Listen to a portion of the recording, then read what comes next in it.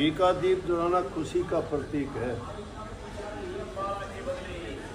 आज तो घी के दीपक छोड़ के कोई तेल के दिए जलाता है, कोई मोमबत्तियां जलाता है, और आजकल तो बिजली का ये देखो जैसे लगा हुआ ये जलाते हैं। वो दीप जलाने का मतलब ये था कि घी का दीप जलाने से चारों तरफ उस घी की सुगंध फैल गई।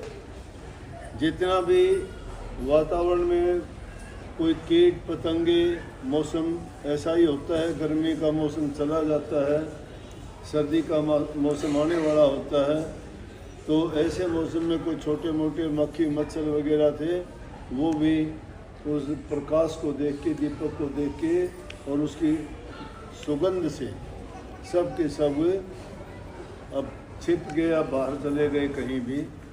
पूरी अयोध्या नगरी चमचमाने लगी। ऐसा सुंदर वातावरण उन्होंने बनाया, सब लोग बड़े खुश हुए, एक दूसरे को बधाई देने लगे, चेहरों पर मुस्कान आ गई, मुरझाए हुए चेहरे फिर से खिल उठे। इसलिए उस दिन को याद करके आज भी हम ऐसा महसूस करते हैं जैसे श्री रामचंद्र जी दिवाली के दिन ही आए। तो इसलिए छोटी दिवाली ये है कि उस दिन तो कम रोशनी करी जाती है। बड़ी दिवाली इसलिए कि उस दिन तो जिससे जितनी बन पड़ती है उतनी। फिर साथ में जो नहीं जलाते थे उन लोगों के लिए एक संदेश जारी कर दिया कि जिस घर में दिया नहीं जलेगा लक्ष्मी नहीं आएगी, कि जिनके घरों में दिए जलेंगे प्रकाश होगा, खुशी होगी।